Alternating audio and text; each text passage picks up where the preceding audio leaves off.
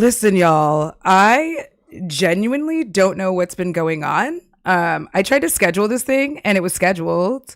And then I was like, okay, let's start. And it was like, no.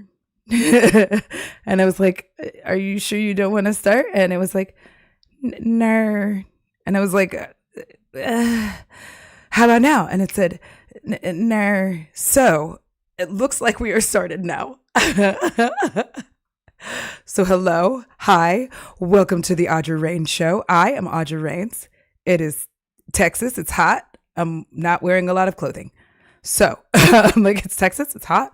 Not wearing a lot of clothing.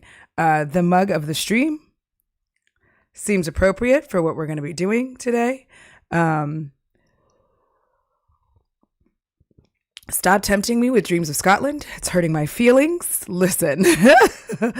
Oh, I do need to do one thing here, which is fix this little dock because I genuinely don't know why it does this to me every time, but it'll be like, oh, we're going to do that. And I'm like, I don't want you to do that. And every time I try to fix it, it says, no. So hopefully y'all were able to all migrate over from the other scheduled chat because that didn't happen. I'm sorry. Angelic Venom, yes, you did in fact make it to a live. So we're going to get started. So the first thing you have to know about this is in order to kind of understand why James Somerton is apologizing, you would have had to have seen I'm going to just say HBG because my mouth cannot regularly say H Bomber Guy's video. So you had to have seen HBG's video on plagiarism and how it works around YouTube. It focused on really three creators. One of them is something about historian. It's not my cup of tea because that's not the thing that I'm interested in. Another big one was Illuminati, whom we all know is allegedly made from the devil's testicles. And finally, we have James Somerton. And James Somerton was a fairly egregious case in plagiarism, in that not only did he just outright steal literally all of his content, but whenever he was approached about it at any point in time, was basically like, oh yeah, I gave that author credit, or it was based off of, a true story. And so it was a whole thing. And now he's arrived back onto the YouTube scenes. Now I know that a lot of people, including myself, we analyze YouTube apologies. And I know some people think that it's ridiculous, dumb, whatever it is. But the thing about it for me personally is I find it to be a very interesting study in human behavior. I'm not a psychiatrist. I'm not an archaeologist. I'm not a therapist. I'm not any of the ists that do this for a job. I study people because I'm autistic, and I've always studied people to know how I'm supposed to behave in any given interaction, because it's very difficult sometimes for me in person to reciprocate, especially as I get older, how I'm supposed to interact with people properly, right? Like, are you excited? Then I'm excited. Are you unexcited? I've learned my lesson. People are like, I'm pregnant. And I'm like, oh, that's too bad. That's not what you're supposed to say. Guzzy Hero, based off of their work is the complete foundation of my work. Exactly that. Welcome in, Guzzy. I like that name, if I'm saying that correctly. So the thing is, it's interesting to watch, especially in public spectrums, because the way in which we receive how someone apologizes is always indicative of how they're able to kind of move forward on any platform. So, for instance, Ezra Miller hasn't apologized at all. So most people are uninterested in seeing Ezra Miller do anything. Then you have like Colleen Ballinger, who causes me to short circuit, is just trying to pretend like none of this happened and pretend that it happened to somebody else and it was all internet lies. And obviously that's really just for her fan base. Like, none of the rest of us are interested in whatever she has to say, right? James Charles moved to TikTok. It's not doing great on the YouTubes, but just moved over to TikTok like none of this happened, currently trying to complete a comeback tour. So all of that is very interesting because it's interesting to watch how people react to this and then see how they move forward. You know, Jalopity Staircase also went to TikTok. Gross. But here we are. So we're going to be looking at James Somerton's Apology and see what we can see. See if we can find anything interesting in the entirety of this situation, because I always find these things to be like kind of wild when people mean it, and it's hard to say, right? We can't really for sure be like, oh, they mean it or they don't, because I don't know James Somerton personally. And again, he's on BroTube, and I call BroTube literally any part of YouTube that is male. Sorry. It's all BroTube to me. I tend to stay out of that side because when I do go over there, I have to watch, I don't have to, but I end up watching, is it Fantano, have the most painful debate I've ever seen. It was like almost 2 hours. And I think the young man's name is Duplay, that he was debating. It was horrific. It just awful. Hurt my feelings. So, what I'm going to do is see if I have this kind of together. We're going to find out. We're going to find out if I have literally any skills anymore. I'm like, we're going to find out if I have any skills. Okay. Let's see here. Let's see if I've got it. We're going to find out. Okay. That's not the thing that I wanted. I don't know what it is that I'm looking for. I forgot. I'm like, I literally forgot what it is. There it is. There it is. All right. Boom. Listen, can we just talk for a second about like how I'm kind of almost not really semi-skilled in what it is that I do? Thanks. Semi-skilled. Don't get too excited though. Don't be out here thinking that I have, mad actual skills. I do not. I'm just like sort of good at things. Ooh, bubble wrap, pop that bubble wrap, pop that bubble wrap, girl, pop that bubble wrap, girl, bubble wrap, pop that bubble wrap, pop that bubble wrap, girl, pop that bubble wrap, girl. Okay, I'm done. Listen, I love bubble wrap, and apparently it shows in me creating an entire weird ass song about it. Please don't make fun of me. Let me live my life.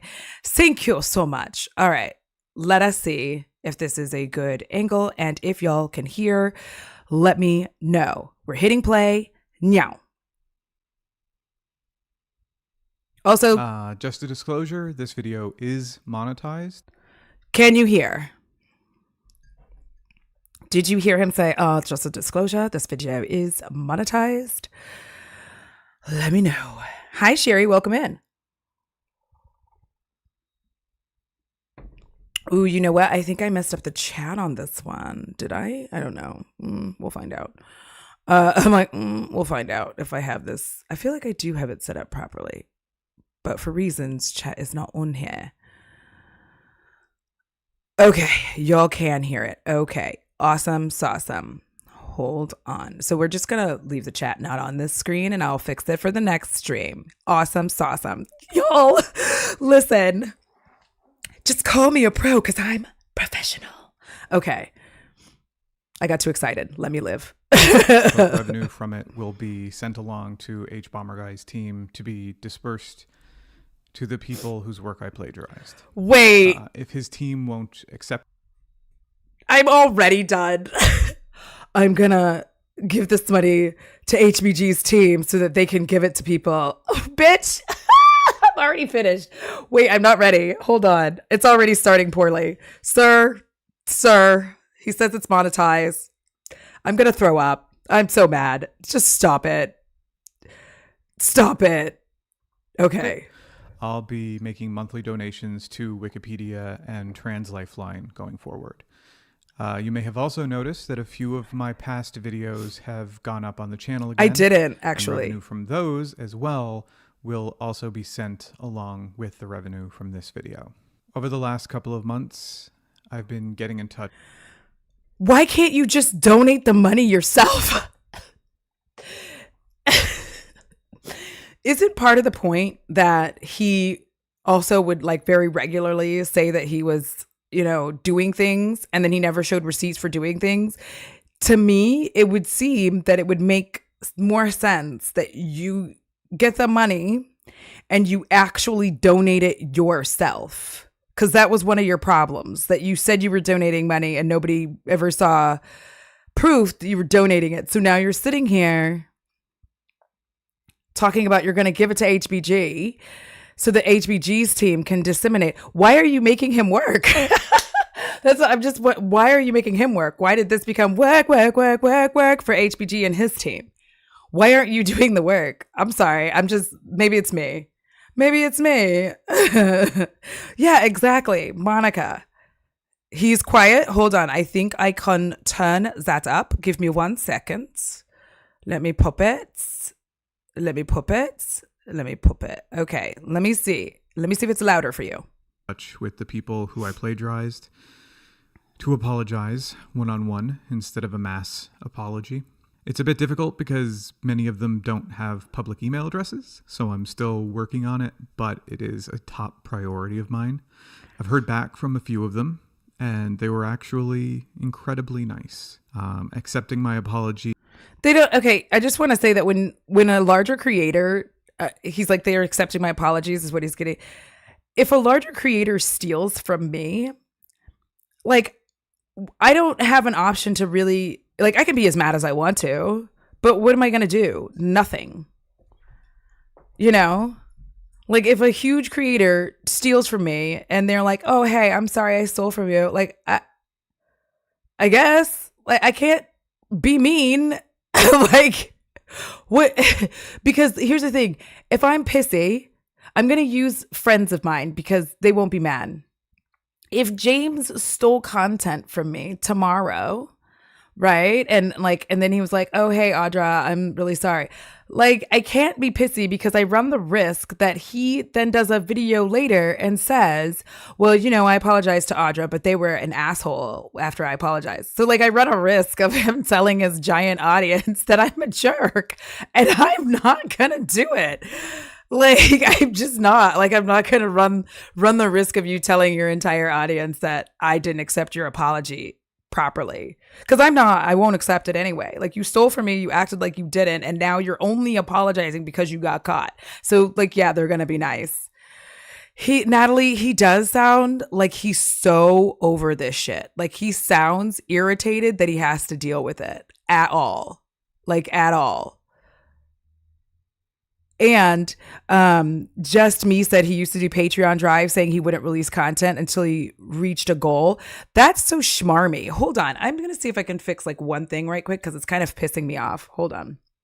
Like, it's pissing me off. I like for things to be the way that I want them to be, and they're not. So let me fix it. I'm like, let me fix it right quick. Okay. Because I feel like this is an easy fix and I just haven't fixed it and it's making me mad. Angelic Venom. Yeah. Like, what are they supposed to say? And he's contacting them. He could ask for their info to reimburse them. Like, yeah, it's really weird for me. Like, I don't know. I already feel like he just doesn't seem like he wants to do this, which is fine. You don't have to. But at least he's doing the thing where he's pretending to address those he's harmed. Also, I'm feeling really pretty today. That's like every day. I know people are just like, you're so full of yourself. And I'm not. I'm just confident. Like, be confident. Know you look good every day, bitch. Okay. So, like, please. All right. So let me switch to that because it's just irritating to me that I forgot to do this properly. It makes me mad. It makes me like angry in my spirit. And I think it's obviously my own doing, right? Let me see. Okay. Just making sure. I'm like, just making sure I have that the way I want it.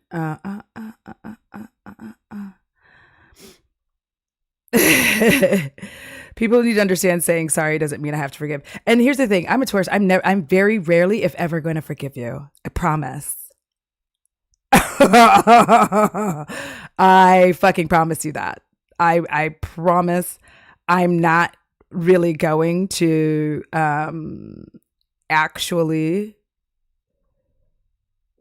I'm not actually gonna be like cool. I'm gonna be mean. Let me see if I did it right this time. Nah, I did. Okay. I think maybe we'll see. We will see. I have not gotten the septum pierced yet, but like I did it. This is still like me doing my test runs to be like, do I like it? The answer is yes, bitch. I really do like it. I like it so much. Okay, let me see if I fixed it. We're going to find out. We're going to get back in. For those of you who are rewatching or re-listening, thank you for being patient while I tried to fuss with it. We'll see. I may not have fixed it. You know what I mean? I may not have fixed it. It is what it is for now. Because I like it when the chat comes up, but I don't know if I did it right. Just saying. I don't think it is right. Maybe it is. No, it's not right. Yeah, that's what I thought. I'll fix it later. I'm going to calm down. Okay, let's go. Just I will tell you in a little bit. To do better in the future. Of course. So I want to thank them publicly for that. There's plenty that I haven't heard back from, and I completely understand that. In many cases, I wouldn't want to talk to me either. I also want to apologize to my audience. Oh my God, I like literally, that was an actual spit take. Like I didn't do it on purpose. I was not, for the record, I obviously haven't watched this. Man's out here like, I wouldn't want to talk to me either. Please, for the love of all that is good and holy, don't be in these streets feeling sorry for yourself. It's very irritating. You can't apologize feeling sorry for yourself. I just need these kinds of people to really understand that. You can't do that. It's like rude. Okay, that's what I thought. Okay, let me move that then. Okay. So then if I move that, yeah, that's what I thought. So I just have to do this, I think is the thing, and I might fix it. Because I'm not going to let it go because I'm a perfectionist. Let me live my life. Thank you. Let me live my sad perfectionist life of being slightly not okay. And let me do it. Oh, wait, cancel. Oh, wait. All I got to do is this and this. Okay. Oh no, I scheduled it. No, it was purposely 12:27. I make these schedules very odd. There's a reasoning for it. It's because being on time is already like super, super stupid for me. So what I try to do, because I think I'm so freaking smart, is I'm like, oh, what I'm going to do? No, bitch, why'd you do that? Now it's all being weird. Okay, hold on. No. No. What? Okay, hold on. Hold on. Let me like hide everything that isn't what's that. There we go. I'm like, let me hide everything that isn't the thing that I want. Edit. But yeah, he really did that. Like, he really pulled the like, poor me. Like, it's very sad, very embarrassing. Like, nobody loves me. Like, it's like, I hate that. I hate people who do that. Like, nobody likes it. Okay, so let's do that. Okay, that one's fixed. That one's not fixed. What a wild time. Okay, so then can I just fix this one then? And say like, and say, okay. I don't know why I don't know. Anyways, it starts behaving and then it starts misbehaving. I'm having so much difficulty today, y'all. Let me live. I've been having. Hello, I'm here to watch a sad white boy that is mad that he was caught. Let me see if it came back on this side. It just like didn't. I don't know why it does this every time. Hold on. I feel like it'll hit save. Okay. Go back this way. Okay. Then go here. Edit that one. It's really weird. It's been doing like weird things lately, and I can't figure out why it's doing it. I'm so sorry. Excuse me. That was actually a lot. That was actually a lot. I apologize. Oh, that's because I did that. I'm sorry, everyone. Don't look at me. All right, we're back. Maybe I'm done being annoyed and irritated. Maybe I'm done doing my perfectionist bullshit. Maybe not. Do you know what I mean? Like maybe not, because I can't help being like this. I wish I could. I just can't. What is this? Whatever this is, I don't want it. It's some random thing. Just like I accidentally clicked something. And now it's like, just a moment while we get things ready. I don't know what you're talking about and I don't want it. Let me just Control-Alt-Delete something right quick so that goes away, because I don't know what it is. They're like getting things ready. I don't know what it is. Okay. And I don't even know what it's called. Okay, forget it. All right. So back into measured response. Boom.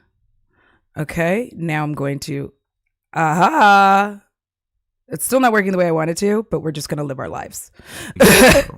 You for real trusted this me time to be a good representative of the queer community, and I was not that. I tried to be a voice for every member of the queer community, but that was a failed endeavor before it even started. What? I'm a cis white gay man. Oh! No matter how much I try to be a good spokesperson, I can never really truly understand the life experiences of other far more put upon members of the queer community. Bro, shut up. Is he so serious? I was a failure before I even started, bitch. I tried. Sir, be so fucking for real. What is happening? What is happening? I can't. We are 1 minute and 56 seconds into a 44 minute video. Okay. And Mans has like, I need a ding sound for every time he self-pities. Every time. Like, I cannot deal with it. Please. We're going to try. Okay. We're going to try to like, he's making me want to throw up. I genuinely cannot deal with it. Oh my God, it works. I fixed it. Listen, I did fix it. I just wasn't paying attention.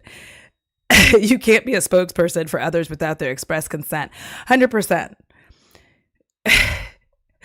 Like, he filmed this over here looking like old girl from, you know, the blood thing. What is her name? Elizabeth, with the deep voice, like thing. You remember, you know what I'm talking about. Looking like her. I can't. This is next level. I'm going to throw up. I'm not actually going to throw up, but it feels like I'm going to, because it's so ridiculous. This is one of the reasons that I would use their own words. But I should have made it very clear that that's what I was doing. I used their words because I didn't have my own. Thought that I was the only voice out there, as some have said. But being a cis white man, I thought I might be able to win over some people who wouldn't otherwise listen. What? Unless it was someone who looks and sounds just like them. And so I tried speaking for everyone. And this was a horrible mistake. It's always been a horrible mistake. Okay? This is what Black and brown people have been saying for a long time for two white creators. And it's why we very consistently are protective of those we allow in our spaces. Because far too often, people do shit like you do. They just take and then insist that they're speaking for us and that they're doing wonderful things for us. And it's like, first of all, babes, none of us asked you to do that. Not a one of us asked you. I didn't. I don't remember asking for a white man to be a spokesperson for any person of color in the queer community. I feel positive I didn't. If you're queer, Elizabeth Holmes, there we go. Let me know if you requested that James Somerton be there for you. I'll be there. Let me know. Just like I used other people's words because they couldn't use theirs. Excuse me? Okay. Okay. What I thought was being inclusive ended up leading to a lot of people feeling left out and even offended. This fell upon Nick as well. As a non-binary person on the ace spectrum, they wanted to include asexuality and non-binary representation in our videos. But because Nick's experience is not universal, there is no universal experience. I know. Did you steal that too? That we were delegitimizing their own experiences because we focused on Nick's, and I apologize for that. And I'm sure that Nick does as well. I'd also like to extend a personal apology to Jessie Earl, better known as Jessie Gender. Out of everyone that I spoke to who was also a YouTuber, Jessie was by far the kindest person. I think Jessie might be one of the kindest people I've ever met. Or ever. Wait, let me look up Jessie Gender right quick because I think that I do watch their content. Not a lot, Emily, because it's mostly just been James being like, I'm super sad and sorry for myself. And I thought that I could speak for everybody, but unfortunately, I'm a white man. That's what you missed. That's the recap. I don't know. Why am I like this as a person? Because there's only so many things the goddess could do. And one of them wasn't allowing me to be... Like, I can't do all the things. I can't be completely normal. You know what I mean? Well, because I do feel like I watch Jessie Gender. I don't know if I'm subscribed because I feel very confident. Yes, I do watch Jessie Gender. I like their content. I am not subscribed, and it's literally only because they are white. Hello, interwebs, and welcome to the... That's it. And it's not in a rude way, by the way. It's just to keep my algorithm from only giving me white, transgender, or agender, or queer people, just trying to flood me with white queer folks when there's tons of black and brown queer creators that I miss out on the second that I subscribe. So it's not like being hateful. I love their content. I just can't subscribe or it will ruin my entire algorithm. No offense. You're great, Jessie. I love it. Love what you do. All right. So they are them. I always have to go back and look and be like, is this that person? It is. Back into Biggs. Here we go. Did I just see Feffy enter the chat? Because I felt like I did somewhere, but maybe not. Okay. Encountered. We never actually met in person. Because of my hot-headedness, I drew her into just this anger spiral of mine that was unwarranted and absolutely ruined a possible friendship.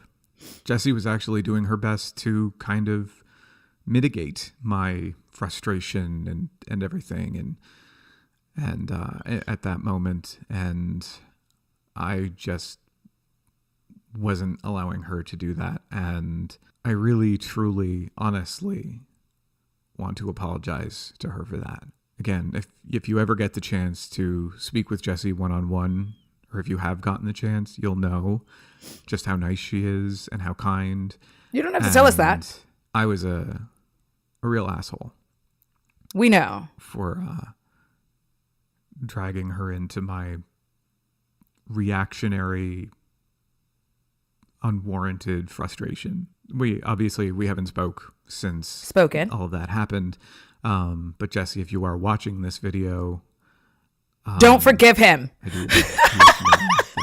Jessie, if you're watching this video, I don't know you. Don't forgive him. Move on, girl. Steven, it is exactly that. This guy overexplains as a way of rationalizing his bad behavior and sidestepping real accountability. That is what I find most people do when they're trying to, like, especially when it comes to YouTube apologies. A lot of them very consistently do this thing where they're over explaining and over rationalizing why they did a thing.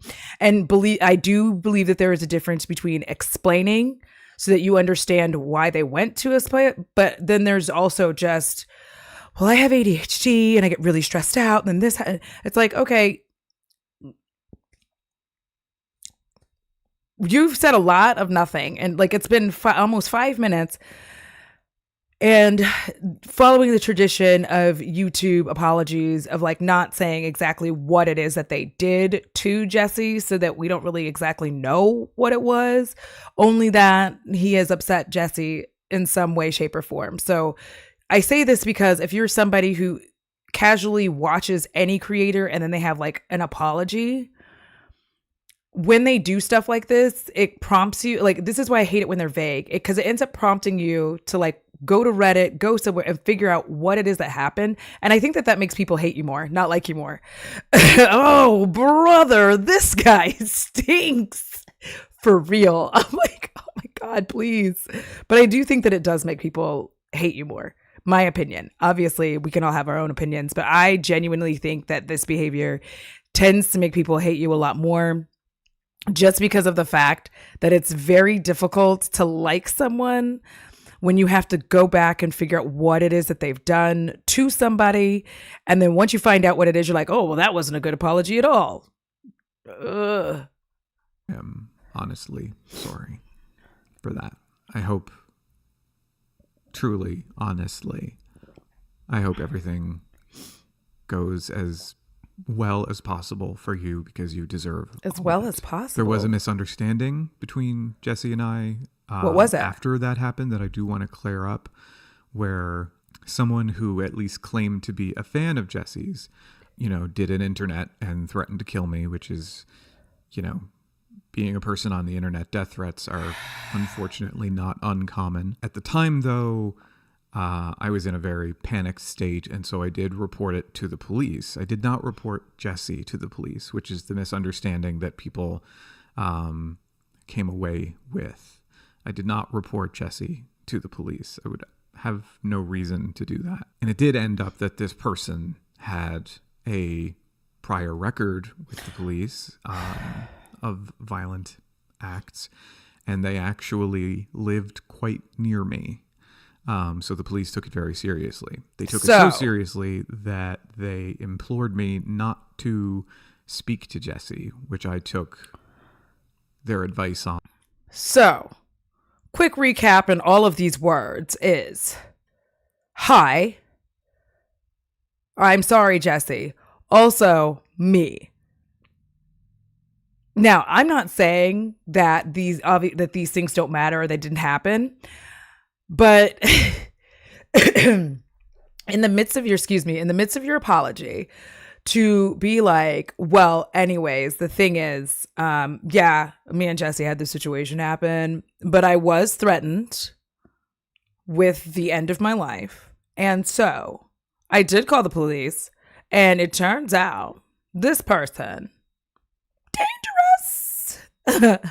And here's the thing. I feel kind of like it's hard to believe. I'm not, it's hard because of all the lying that has taken place thus far. This is, by the way, apology. I feel like I honestly feel like this is the third one, because I feel like there was like a written one. Then he did a video. Then he took the video down. Then we're at this one. I could be misconstruing all of the apologies, but this part could just not be here, is what I want to say. My opinion, obviously it's my opinion, and we can have whatever opinions we want. But when it comes to things like this, I personally don't think that you could have quite literally have said, there was a misunderstanding with regards to me reporting Jesse Gender to the police. I did not report them to the police. There was I reported the person who made a threat, not Jesse, and then move on. I don't need this whole long story about how that person was actually a violent criminal and the police told you not to talk to Jesse and like all of this shit. This is getting wild. This is out of hand. This feels like, what was that movie with Lindsay Lohan where she was like a liar? all the time. You know what I'm talking about? And she was like, nah, nah, nah. And she was like, my dad's a celebrity and like all that stuff. Do y'all remember that movie? And she was like, I'm Lindsay Lohan. Listen, for all of you who ever, like when y'all come back with the responses, I am proud of you. And in these moments, I do love you because these hints are very terrible. Confessions of a Teenage Drama Queen. These hints are terrible. D says, before all this, when I first saw James, I couldn't watch much because his cadence really bothered me. I thought it was just a me thing, but turns out I was definitely sensing his arrogance. Yes. This is why I don't enjoy most debates, especially with the bros, because they tend to talk to you like this. Okay, but how do you know this? Okay. All right. So what you're saying is, what I'm telling you is, it's very like, I know what's happening and you're too stupid. So listen. So yeah, Virtual Lamb.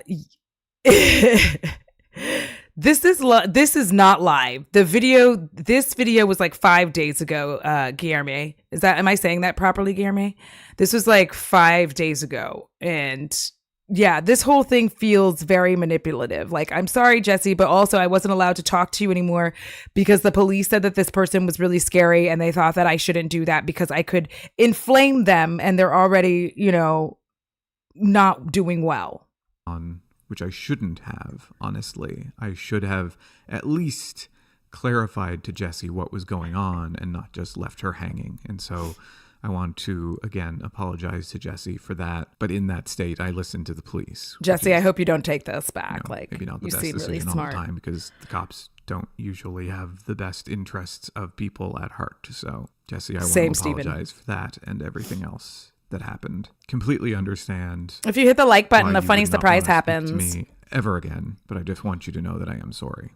But now back on the original topic. The work Nick and I were doing on the channel, we wanted it to be, for everyone. We wanted it to be a channel where every queer person could feel welcomed, and we failed at that.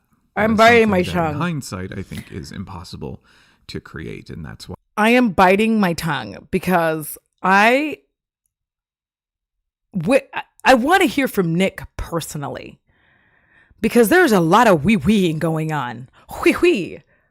There's a lot of wee-wee. But I have not heard from Nick. And I don't know if there's a video out there of Nick being able to explain his situation. But at the end of the day, this is the problem, James. This is still your channel. It's called James Somerton, not James Somerton and Nick. You know that, right? You are aware of that. Like, this is the Audra Rain show. It wouldn't matter if I was able to afford 72 writers and they were all doing all this shit for me. At the end of everything, it's called the Audra Rain show. So, like, I can't be like, anyways, we were trying to come up with this idea and we like, no, nobody gives a shit about we because they're like, well, it's named you. It's not named Audra and Friends. It's not James and Friends. It's called James Somerton. And you certainly were happy to take all the credit for it when everybody thought you were fantastic. But the second any like criticism started rolling in, it becomes we. Just, I hate it. I hate it for you. I hate it for us. Why it's important for there to be many different queer voices in spaces like YouTube, and there are. What's more important is that those voices are discoverable, which is something that I should have been helping with. I often shared other queer creators on Twitter, but this was when I only had, 800, 1,000 Twitter followers, and these creators usually had a whole lot more than that. It was a weird thing because usually they would have infinitely more Twitter followers, but a whole lot less. What the fuck YouTube are we talking subscribers. about? What the fuck are we talking about? What are you talking about? I would share them, but like they had more followers than I had more Twitter followers. What is going on? I hate you so much right now. He's like, we're going to get to the point. Anyways, Twitter followers. we're going to have to put this on a faster speed because I can't, like, what are you doing? What are you doing, bro? I can't. What is happening? Purist Cat, yes, your channel, your face, your responsibility, mate, period. We're going to try 1.25. If it's still too damn slow, we're just going to scooch it up some more because Sir is making this exceedingly difficult with all his work in progress. It's the second one. You would think you would have figured out. Why is it 43 minutes? Why are we almost 8 minutes in now? And we're talking about how many Twitter followers people have. What the fuck? Virtual Lamb, new theory is trying to make us all fall asleep so the autoplay keeps feeding us his vids. 100%. This is wild. Anyways, back to the point. Twitter followers. Bitch. That dichotomy, but something was definitely off with the algorithm there. There is a part of my brain that says YouTube kind of went, oh, white male queer, let's push him, and, ignore everyone else in the community, whereas people were able to actually discover other queer creators on Twitter and then this is supposed to be faster. It's still slow. The YouTube algorithm kind of, that's the most negative interpretation I have of it, which unfortunately may be true. In any case, I should have done more to share the voices of other queer. Brother, what are you talking about? How can I put you on 1.25 and it still sounds like you're talking slow? Okay. No, we'll be back with that. So no context. We will be back with that. It might be next week. Cause I am for sure doing movie night tonight. Like for sure for channel members and patrons, we're going to watch Labyrinth because I want to. It's time to watch Labyrinth. And I was going to do this live and then send out the notification, probably like 7 p.m. Central Time. Why are we talking about Twitter followers? Like you could have just literally said, I should have used my platform to share other queer creators, especially creators of color and women, non-binary femmes. Like super concise. Why are we going like this? People, certainly the people whose works I used, both credited and plagiarized in my videos, but also just other creators on YouTube. It's important for us as a community, as vaguely defined as we are, to support each other. And I didn't do that nearly enough. From day one, I was very taken in. All right, enjoy your food, Angelic. YouTuber. As soon as my videos started to get recommended by the algorithm, after not releasing a new video for like 2 years, I felt like I had a short period of time to get the next videos out as soon as possible, which is why so little work was put into the writing of them, and so much was taken from other places. What? Early on, I thought crediting authors in the opening credits alone was enough, especially since the videos weren't monetized early on. But I understand now, especially after speaking with some of the people who I did plagiarize, that was just, I was wrong. That was not. I have a question, and the question goes like this. Have you ever written a paper, sir? Have you ever written a paper in school for English? And they said, you must cite your sources. You ever done that before? Right?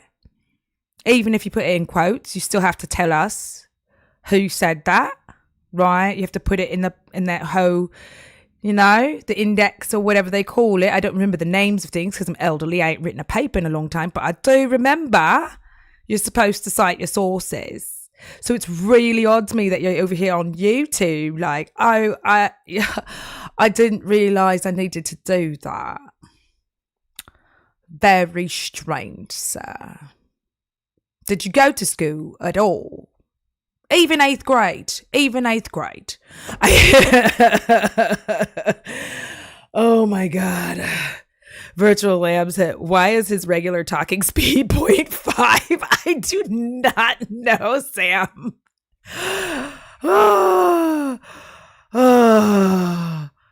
Hi, Mika. Holy shit. I cannot believe you're here. That's so fucking amazing. I love your work. Oh my God. I'm dying right now. I'm like fangirling, y'all. Mika's Rhetoric, if you're not following, please do. Your videos save me at work. I love it. Thank you. Thank you. I'm so glad you're here. Like fucking shit. Listen, I got excited. I'm old and I'm fanning. All right, let's go.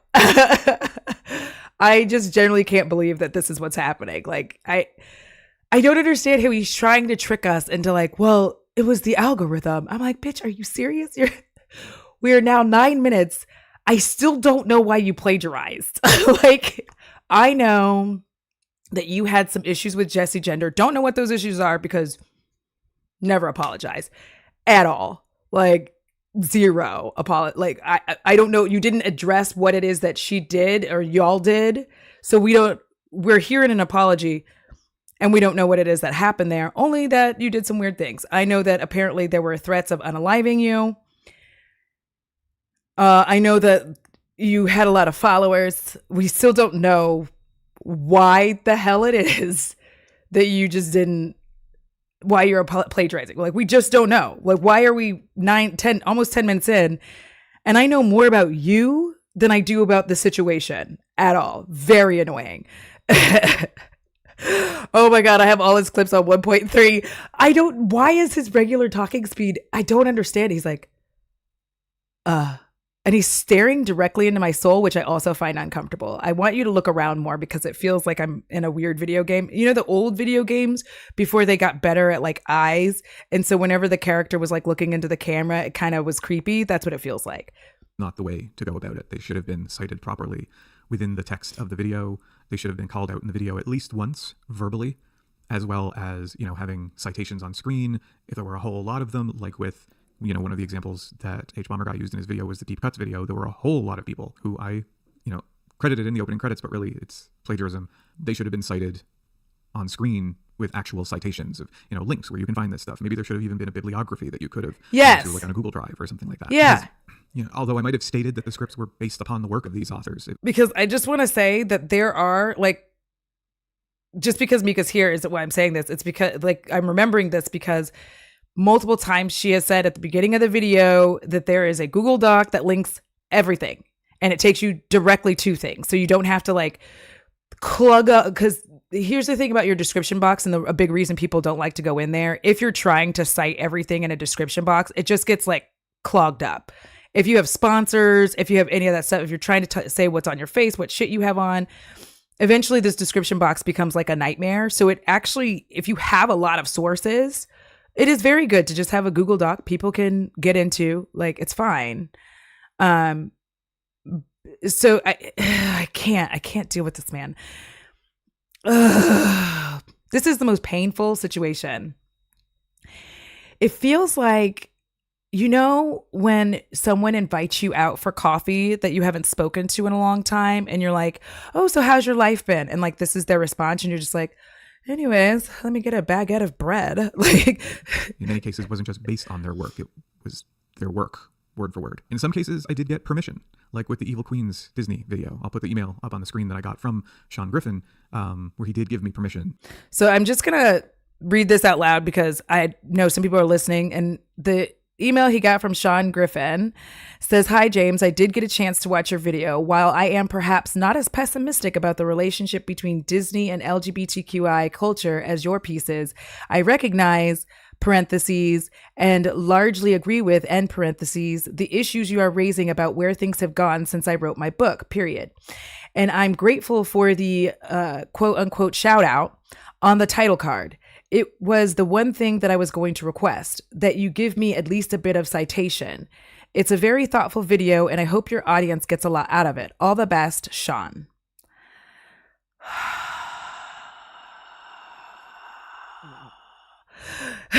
Evil little McNuggets said, "I had a horrible education and they still taught us proper citation and essays in high school." Yeah. Listen.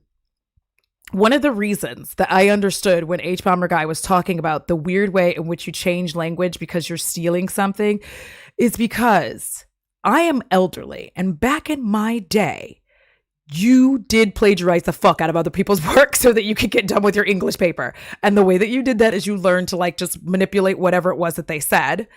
Because like most of the time I'm using like 2 books, 2 citations, and I don't want to like do anything else because I didn't want to write this paper in the first place. So I understand that. I know exactly what he's talking about. You just reword it. And these people aren't even good at the reword, which is weak. If you're going to plagiarize, do it right, bitch. To publish the video, I sent the finished video to him and he watched it and he gave me permission. But in most cases, I didn't get permission. We know. I thought that just putting the author's name in the opening credits was enough. I was much more interested in the production of the videos than the writing of them. Also, please note how many times he keeps saying, I thought that putting them in the opening credits was enough.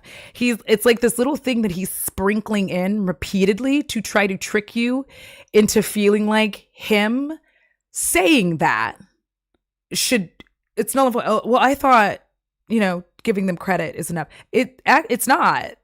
It's not. And here's why it's not. If you were just going to put like maybe one or two quotes or whatever, or like maybe you're all right then. If you quote them maybe one time, okay. But if you're quite literally going to use swaths of their work, just putting their name at the beginning is not, because at this point you're walking into this territory of obviously plagiarism. If you're going to keep using their work, because you're not, if I read something, I go, blah, blah, blah, blah, so-and-so said, so-and-so states, blah, blah, blah, blah. The only reason that you're not doing that is because you don't want people to know that over and over and over again, you are just using this other person's work. That's literally it. That's the only reason you don't quote them. That's why you have that reword plagiarism. That's why people did that back in my day. Listen, I know, I don't care. I'm telling you the truth. Because you knew that your teacher would be upset if they found out that you really weren't using all of the sources that you were supposed to use. And that realistically, like you'd be like, yeah, I'll just say I got it from here or whatever. Who cares? Because it was very difficult back in the 90s to like find out you were plagiarizing. Listen, but like that's why you did that. And the whole point was to disguise the fact that you're just using somebody's words over and over and over again. You want to sound smart and you want the teacher to think that you're doing well. That's the point of it. So like, I cannot deal with this. I can't deal with him trying to like explain away why he's done this. Just over here being like, oh, I don't know. He doesn't want people who haven't seen Harry's video to know what's up either. Exactly. And this is the epitome of the YouTube apology, is being as vague as possible, because these apologies are almost always for your core audience. They are not for anyone else. It is for the core audience so that they can continue to watch you. That's it. We've seen it with literally everyone who's done one. Jacqueline Hill, we've seen it with James Charles, we saw it with Colleen Ballinger, we saw it with Nick is Not Green. The point is for your core audience to not feel bad, to continue to watch you. And y'all, if you enjoy all those people's content, keep enjoying it. These apologies are for you. Like, that's the point. It's for you. It's not for me, because I'm over here, liar, liar, pants on fire. But that's who it's for. It's for his core audience, so that they can feel comfortable continuing to watch his videos and watching him move forward and being able to be like, I accept your apology. Like, that's the point. It's not for all the people who are like, nah, dude, that's not who it's for. At this point. So after 3 or 4 videos, I brought Nick on as a main writer for the channel. The idea is Poor that Nick. They would write the vast majority of the scripts. I would film, voice, and edit the videos, and we'd split the money that came in. We were roommates at the time, and Nick didn't have a job, so I figured it would help both of us. This is actually when we had some of our biggest videos, like the ones talking about Wiccan and Hulkling, where we lucked out because it came out right in time for WandaVision to hit. And then the Killing Stalking video, which became our biggest video by far. The Sadism of Class was another one. These videos weren't plagiarized, and we loved making them. It didn't take long for the channel income to start growing. Lucky timing, really, because this was around the same time that I was laid off, since the company that I was working for downsized once COVID hit its second year. So we've come to the reason for this apology. Please hold. We've come to the real reason for this apology. Ladies, gentlemen, all of us in between, the real reason for this apology is that bro doesn't have a job. This is his job. We are 12 minutes into the video, and that's why this apology exists. I didn't have a job. Yeah. So this apology, that's going to be 43 minutes, 40 some odd minutes long. It's quite literally him going, listen, I need y'all to forgive me. I don't have a job. This is my job. I need to make money, and I don't want to go back to a regular job. Like, please help a bitch out. I'm sorry. Listen. I'm really so embarrassed. Like, oh, listen. Great point, Audra. These apologies act as permission structures for followers to keep watching without guilt, shame. I always think about it that way because I'm obviously guilty of accepting apologies from creators that I like. It is what it is. I don't say I'm perfect. I know I'm a hypocrite. I don't care. The point is, when it comes to stuff like this, I know who these apologies are for. Like, I get it. You are trying to apologize to the people who want to fuck with you. For the rest of us who don't want to fuck with you, you don't care really because we weren't going to fuck with you in the first place. We weren't fucking with you then. We're not going to do it now. So you're trying to get all the people who do and anybody new coming in to be like, cool. So we're at the point. I feel like the rest of this is just going to be bullshit, but here we go. Why does he talk so slow? And stabilize our income as much as possible. This meant putting out more videos, which meant I had to take over more of the writing duties. But since filming, editing, usually doing multiple edits because of YouTube copyright issues, as well as managing the channel and dealing with my mom's recent cancer diagnosis, all of that was already taking up so much of my time and attention. This led to a lot of copy and pasting blocks of text. Y'all see him slip in his mom being sick? Sir, you're going to piss me the fuck off. Stop it. At the time was to use these as a jumping off point once Nick and I sat down to edit the script, because that's what we would do. I would sort of put in my parts, Nick would put in his parts, and then we would sit down at a table, read through the whole script, and kind of try and make it seem cohesive. But, and here's something I'm sure a lot of people will call a bullshit excuse. I have memory issues because of a head injury from when I was a child. They're actually getting worse. I've talked about it on streams and in... I just want you to know that my memory is like fucking cottage cheese. Okay?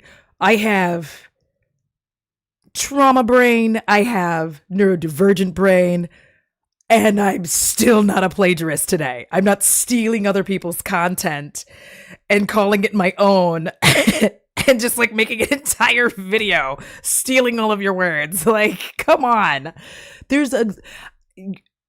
For those of you who've been here a minute, I've said this straight up, like, I don't watch other people's videos on a subject I want to talk about. I haven't watched anybody's video on this. The reason why is because I do not want to inadvertently say whatever it is they said in their video and take it as my own, because my memory is hot garbage. And you can clearly tell when I'm even trying to be like, oh, what's that movie with that person who goes, da, da, da.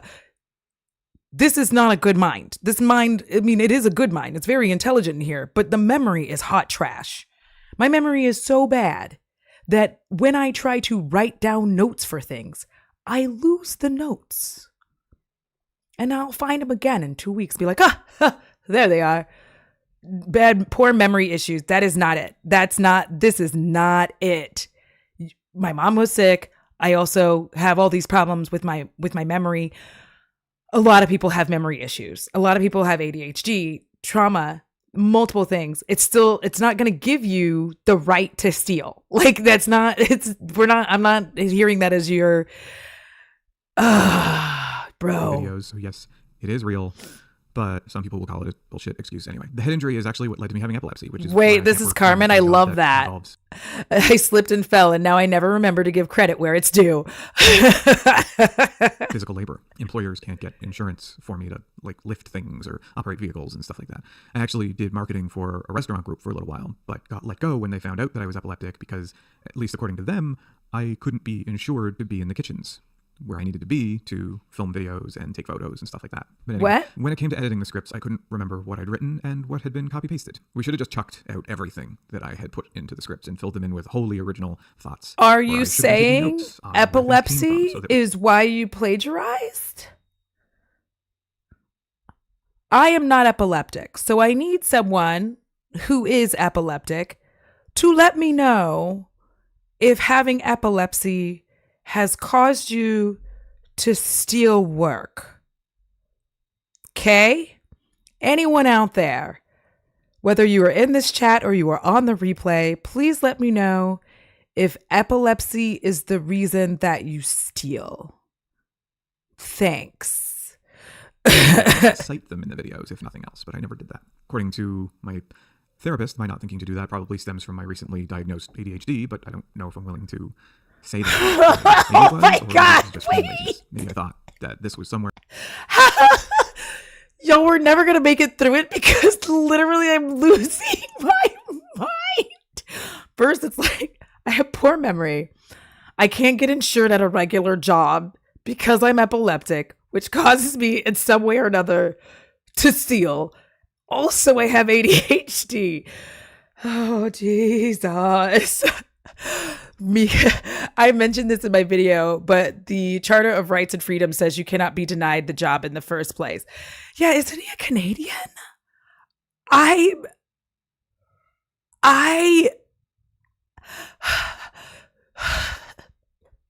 have ADHD. Diagnosed ADHD. I don't take medication for it. I've discussed it before as to why not, but I have it. I'm still not stealing. ADHD doesn't make me steal. I'm sorry. Now, if you're talking about slight klepto, that is justice. Okay, that is justice. And that is because Burt's Bees should not cost us as much money as it does. I don't feel like it should cost that much. And I am entitled to 1 to 2 free Burt's Bees a year from Walmart. Let me live. Thank you. That I could cut a corner because I was torn in so many other directions. Honestly, I can't remember, like I said. Memory issues. But yes, we should have just thrown out my contributions to the scripts and filled them in with original writing. How would you know to throw them out? Like we had too much of a time crunch. We felt like we had to get videos out more often to feed the algorithm. And then my mom died. And I became completely useless. I couldn't think straight at all. So Nick had to completely take over writing duties while I dealt with things you deal with after a person dies. My dad, you see, he can't read or write. He was very poor when he was a kid. So he had to leave school really young to work in order to feed his many brothers and sisters. So I had to deal with all the legal stuff after my mom died, as well as making sure that... Can we please...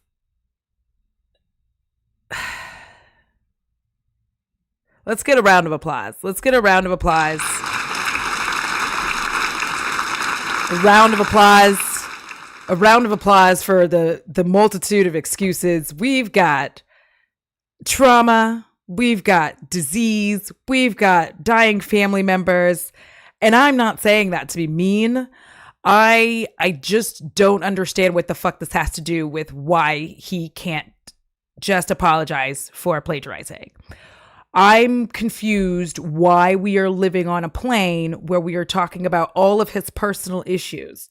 This video should have been 7 minutes long of him just saying, I got caught up in the YouTube algorithm and in making money. This was my full-time job. And I was afraid to not get that money. So in order to put out more content to feed the algorithm, I stole other people's work. And I'm sorry for that. The end. Thank you. Like, I genuinely don't understand why we're here. Why are we why are you using the death of your family members? Like, this is wild, bro. This is so inappropriate.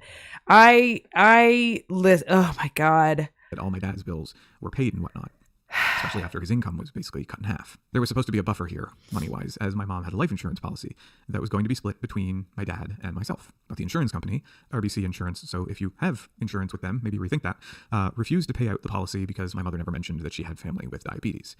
She didn't have diabetes, but because she didn't think to mention that she had family with diabetes, it apparently voided the policy. All they did was refund a year's worth of premiums that she'd paid, even though she'd been paying them for about 15 years. Does anybody know what this has to do with anything? Really, that I was supposed to do with my portion of the insurance money. By the way, I was supposed to make a movie. I feel like we were at what time speed? Herself. She'd been very much behind me. 1.5. When I was about 10, that I wanted to be a filmmaker. And she wanted me to finally have the opportunity to do that, even if she never got to see it. So when the life insurance went bust, I decided to try and crowdfund it. At least enough. What are we talking about? This is what Telos grew out of. So what happened with Telos? Let me break down the timeline.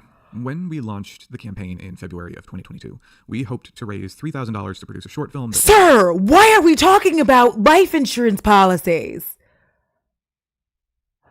Are you trying to tell me that the reason that you stole people's money is because you didn't get your life insurance paid out from...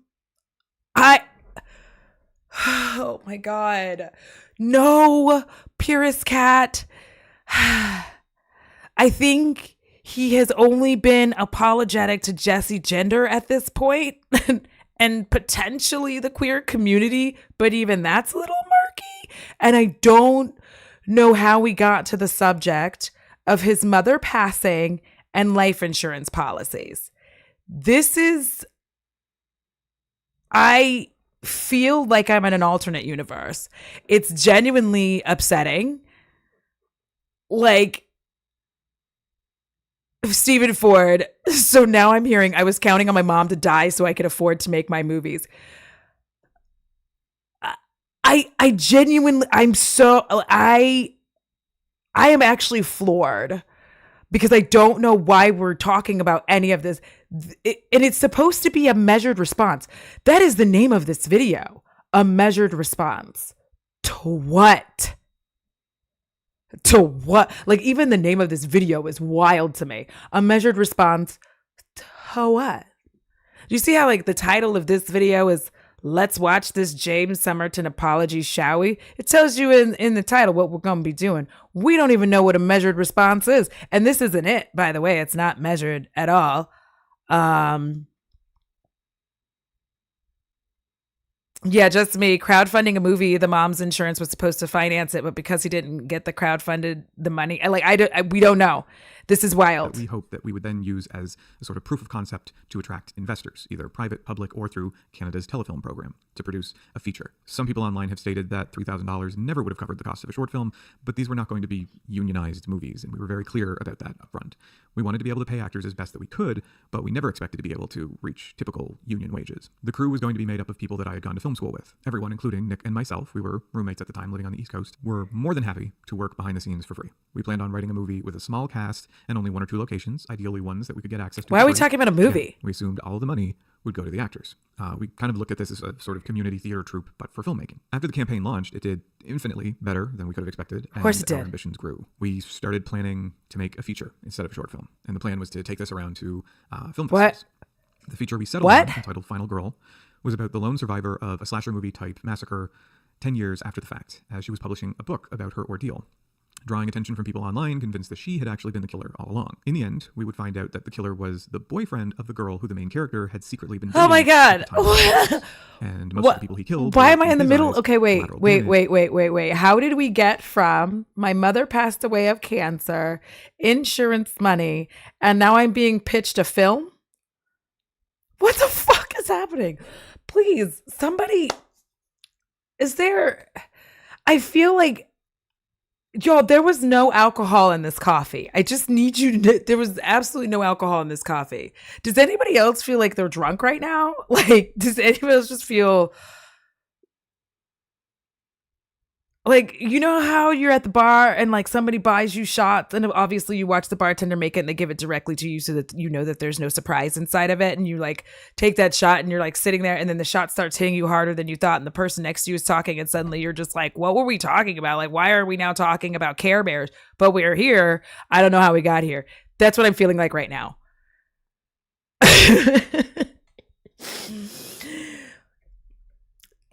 Natalie, this is a rare apology video. It's made me hate him more. Like, this is the wildest shit. I'm in the middle of a movie pitch. Like, I just this feels like Tom Cruise on Oprah's couch. As he made his way to our main character, because he's not happy that his girlfriend was cheating on him with a girl. And to those who say that I plagiarized the plot from the novel Final Girl Support Group by Grady Hendrix, read the book. It's nothing like the plot of the movie. No, I don't need Final to. Girl is a trope in horror movies. So if using the Final Girl trope is... No, we know, but there actually is a movie called Final Girl. Texas Chainsaw Massacre owes the Toby Hooper estate some money. But anyway, Nick and I planned out the movie. There's a movie called Final Girl, and it's got that one girl who's like really cute. Maybe her name is Chloe, but I'm not sure. She's one of them 3-name girls. And she's a huntress, and it's actually a pretty badass movie, and I enjoy it greatly. But there is a movie called that already, and it's an independent film. It was good. She wears a red dress. Abigail Breslin. She had 2 names, not 3. Thank you, Heather. Love you. But I didn't want to start writing it until the campaign ended and the money was actually deposited. After the insurance debacle, I didn't want to count our chickens before they hatched. When the money was officially deposited, I immediately began work on the insurance screenplay. debacle. I finished it that summer, soon after Nick had left to spend 2 months at home in Ottawa, Ontario with family. I sent the script to him to read right away because I was very proud of it. But Nick didn't want to share his opinion on it until he got back to the East Coast. So in the meantime, I put out a preliminary casting call on local job boards. When Nick got back, he believed that the script needed a page 1 rework. This is also when he told me that he'd be moving back to Ontario permanently soon, as he wanted to live closer to family and live in a bigger city with more opportunities. Do you know why my face is like this? To the gut for me. Because I don't know why the fuck we're talking about this. My face is like, I don't know why we're talking about this. How are you calling this a measured response? I'm so confused. I feel like I am on a psychedelic trip right now, and I don't know how I got here. Exactly. Just because it's a trope doesn't mean you're not still ripping off someone else's take on that trope. Exactly. I quite literally, I mean, now we would call it fanfic, but when I was writing like my vampire story, even the names were the same, okay? When I was writing my vampire stories when I was in like middle school, high school, totally ripped off the Vampire Diaries. All right, that's how old that shit is, by the way. But if you didn't already know that, I'm sure you did if you're old, elderly like me. But like, it doesn't not make it... Talon, next we'll be hearing about his jock itch, for sure. For sure. Because I don't, Steven, maybe he did mean meandering and not measured, because I really do feel like we're just like, like, when they do the video and they're like, like that, like that's what it's feeling like right now. And I don't know what's happening. Doodle-loop, doodle-loop. Like, okay. Been living together since 2015. And had become quite dependent on each other. I felt like there was no way that I could make this movie without him. And since I had received not that many replies to the initial casting call, I took this as a sign that Ontario would be a better place to launch Telos, even though all my professional film connections were on the East Coast. What? That was a mistake. There, I had free access to the campground that would serve as the setting for a good portion of the movie, as well as easy access to any number of houses, apartments, and even offices that friends of friends used to shoot. In Ontario, I had none of that, which immediately put the brakes on Final Girl, since there was no feasible way of filming it, at least not within the budget that we had. After Nick and I moved to the Toronto area, he decided that he actually wanted to move home to Ottawa, to the Ottawa area, about 5 hours away. All right. For a little while. In the meantime, he would take a train to the GTA, the Greater Toronto Area, once a month. Okay. To work on YouTube videos for a few days and then head back. Okay. For a little less than a year. So I began brainstorming new movies that we could film in Ontario. This is where the multiple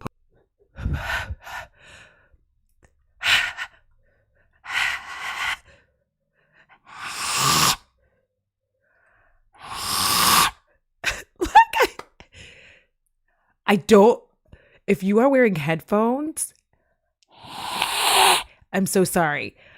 What is happening here?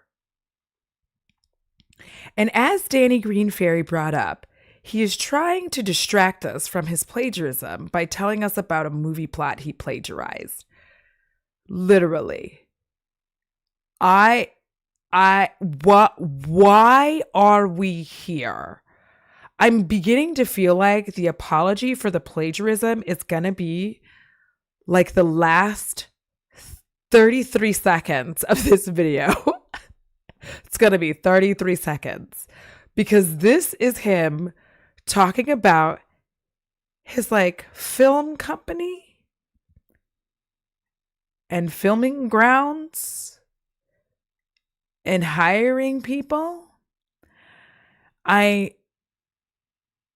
It's like my eyes I just started like twitching because I was like, I don't know why we're here. Explain. He's making me mad. I'm getting like, we're halfway into this. Nary an apology, nary even a response that is in fact measured. They're all really slow. I'm going to put them on 2 and see if we get 1.75. Let's see if we can get somewhere at 1.75 because bruh is beating us in the face. Posters and teaser trailers came from. I was trying to create something tangible to show that work was still being done with Telos. I wrote multiple treatments for movies over the next few months, and Nick and I eventually landed on one called Antisocial, a murder mystery about a former social media clique who had gone their separate ways on very bad terms, and they were coming together for a reunion as sort of what the fuck is this, bro? They were all sharing a house, and I can't breathe. Start showing up dead. Around the same time, summer of 2023, Nick had moved to the GTA full time. He and I spent weeks working out exactly how the murder mystery would parse out in the movie. We had a bunch of whiteboards up on my wall. And Canadians, is GTA Greater Toronto area? Just let me know. I'm just curious. I'm just like I just pulled that out of my ass. So if that's true, then oh my God, I'm amazing. Puzzles. Breaking it down piece by piece. I put out a new casting call in the GTA and received hundreds of responses. So I was planning on casting as soon as the script was finished. But after trying to work out the numbers as far as paying actors went, plus locations, food, costumes, as well as the equipment that we'd already purchased and the legal costs of setting up Telos as a business, we realized that we'd gone... Andrea, we're on movie number 2. Then we had too many characters and too many locations, and it was just way too complex to be able to pull off with the budget. So I started working on a script for a movie called The Listener, about a true crime podcaster focused on the mysterious deaths of homeless gay men in his city. I was a fair way into the script when we realized it'd be about a year before we could even film anything. Thank you, Talent. Was on its way, and the story relied heavily on a summer setting. So we went back to the drawing board yet again, finally settling on a modern-day adaptation of The Vampire, based on the book by John Polidori. It's one of the original works of published vampire fiction. I mean, he's right. It is working. It is, the distraction is working, because like my brain is just like slowly melting into nothing and being like, I don't know why we're here. Like 23 minutes in, halfway into this, I is this movie number 3? Is this our third movie pitch? Okay, so GTA is like DFW. Got it. I have $4.76. How much movie can I make with this? No, Steven, it's actually, I have $4.76. How much movie can I make milk with, as well as buy cheese and also toasted oats? That's where we are right now. Like that's what's happening. You know what? At least he didn't steal the 50-part TikTok format, period. I'm literally so distracted. I feel like we're now at movie pitch number 3. Excuse me. And we've gotten nowhere. He's making me feel like getting day drunk, bruh. Like I'm... And was in public domain, so we thought it would be a great choice. And the cast could be kept down basically 5 characters, with only 2 of them being on screen most of the time. Nick and I both wrote treatments for it, which we planned on melding together into a final treatment that we would write the script based off of. We'd had a meeting about it, and we were talking about how best to move forward, how fast we could get the script written, how long it would take to cast, how soon we could start shooting. We knew that it had been a while since the initial funding of Telos came in, and we wanted to get something concrete out as soon as possible. After the meeting, we went to dinner, and while at dinner, I started getting messages about the H-Bomber guy video. We were in over our heads once we left the East Coast, but the intention was never, ever to take the money and run. I was so insanely excited about getting to make Telos a reality. I was excited about getting to make a short film, let alone a feature. It's always been my dream to make movies, so Telos meant, and means, the world to me. For Nick, it was a very exciting project, but not his passion. Nick wanted to write novels. He still does. Nick looked at this as a good creative outlet. Is his hair red, or is that the light? I'm just curious. It's been bothering me this whole time.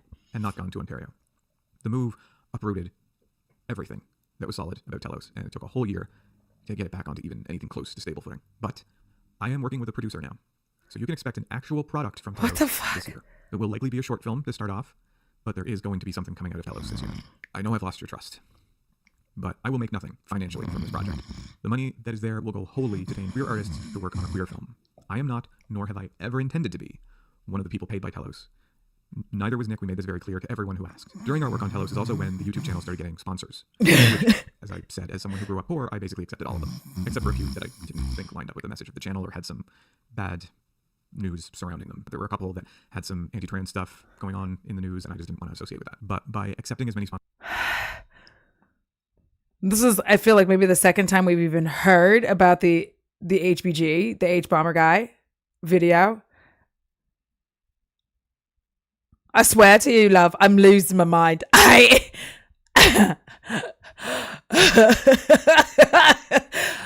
Okay, so it is, because I was like, is it just the lighting that's making it red, or is it actually red? And everybody can do their hair how they want. Obviously, like, everybody doesn't have to like my hairstyle. It is what it is. It just was bothering me. I was like, is the lighting making the top of it red? Because I can't really tell. This is Sasha's ghost. I also do not, I can't believe you on anything. If we are over halfway into your video now, you've mentioned the plagiarism video that was done on you being a plagiarist. This is twice now. And you say that this is measured. I don't believe you know what that word means. I do not think it means what you think it means. That, by the way, is from The Princess Bride, Inigo Montoya. He says, you keep on using this word. I do not think it means what you think it means. Boom. So that easy way to just cite a source. Sponsors as we did, which became very important when Nick and I started living apart and suddenly had 2 rents to pay, we ended up needing to produce even more videos, which, along with the work on Telos and making sure everything was okay with my dad while living thousands of kilometers away, meant I had even less time for writing, putting more stress on Nick and leading to even more copy pasting from me. That's what led to us putting out, I think, 6 videos in 1 month at one point. It might have been 5, but in any case, it was way too damn many videos to go out in 1 month. We tried to take the summer off from YouTube in 2023 to work on Telos exclusively, but even that went up in smoke because my housing situation just, I won't go into it here. I talked about it. Oh, you're not. Oh. There's something you're not going to go into? My God. After telling me your mother has died, you're perfectly okay. We're just not going into your housing situation now because you don't want us to feel sorry for you, right? Okay, thanks. That led to me moving twice in 2 months. In the last couple of months, I received a lot of emails, as you can imagine. Many from people who were rightfully let down. Some from people threatening everything from doxing to violence because of the internet. Some with the kindest words of support I've ever heard, and others simply asking why I made it so difficult to contact me and if I was okay. They wanted to know why, as they put it, I nuked my social media presence. To be frank, it's because I didn't want to exist anymore. If you watched my honestly horrendous apology video back in December, you know I tried to make that happen. The not existing thing. But it was more intense than taking too many.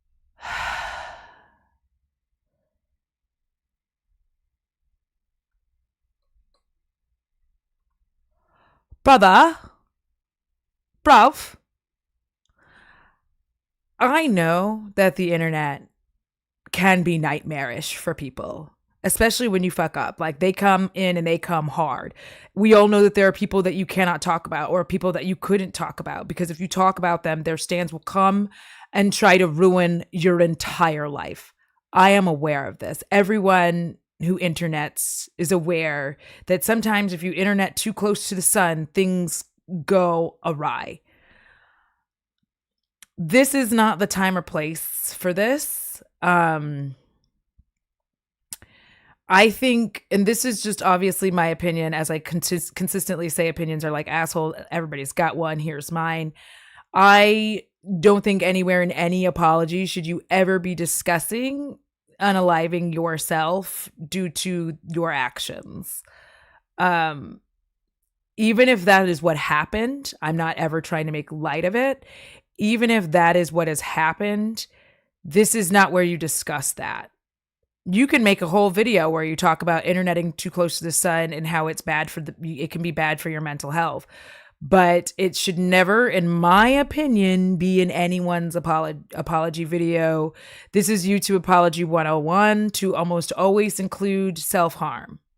This is what they all do. Almost everybody puts in there about how they were going to self-harm, and I hate it because it is designed to make us feel bad as viewers, as anybody who has any negative criticism against them, to not have that negative criticism, to be like, oh, well, never mind, their mental health is poor, so I don't want to have any negative reaction.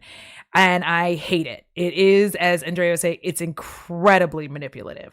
If I were to sit here and tell you that the reason that I was, doing terrible things on the internet was because I didn't want to live anymore, all that does is make people feel like they can't criticize me. And that's like, we've gotten this far into it, and it's designed for literally any critic to not be able to feel like they can criticize him, which is hot trash, bro. Like, it's like I'm actually feeling like I'm going to cry, not because I'm sad for him, but because I'm so fucking pissed off. But it's giving me an emotional response because I'm so angry. I hate when people use that. It makes me viscerally angry, like where I want to like, whenever I get angry, I feel like crying, and like this makes me so mad. So pills. It's not that I didn't want to be alive anymore. It's that I wished I'd never existed at all. That everyone I'd ever known would be better off had I just never been there.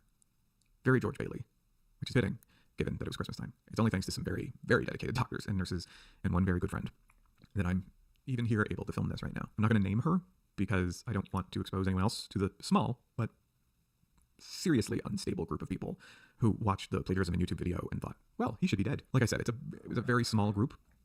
But when they find out your address, and some of them are actually in your city, they can be terrifying. And they did find my address. And at least a couple of them showed up while I was at the hospital. My neighbors did report them to the police, and I won't go into any more details than that. I'm not sure if I legally even can, but there's a reason I left Ontario within a week of getting the okay to do so from the doctors. So what's next then? Like I said, you'll notice that a few of my videos are live again on the channel. These ones don't come from plagiarized content, and for the most part are written entirely by Nick. Nick lost 3 years. also very much tying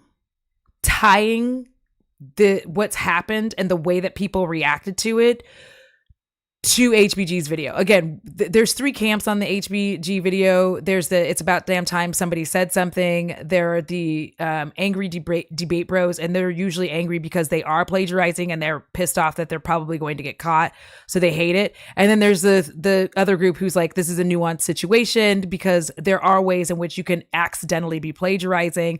People do it all the time. You can be trying to get all your sources together, but honestly, anyone who does this, who like the people who sit down and write like a video essay, there are tons of sources that they're using. It's very easy to miss 1 or 2. They're not doing it on purpose. But he's very deliberately tying in harm to him, people wanting harm to happen to him, to HBG releasing this video. So who's the villain in this? Because certainly it can't be him. It's HBG. HBG is the villain. That's what he just did here. If you look at language in any way, the language that he's used here is, once this video came out, people started wishing death on me, and I attempted it.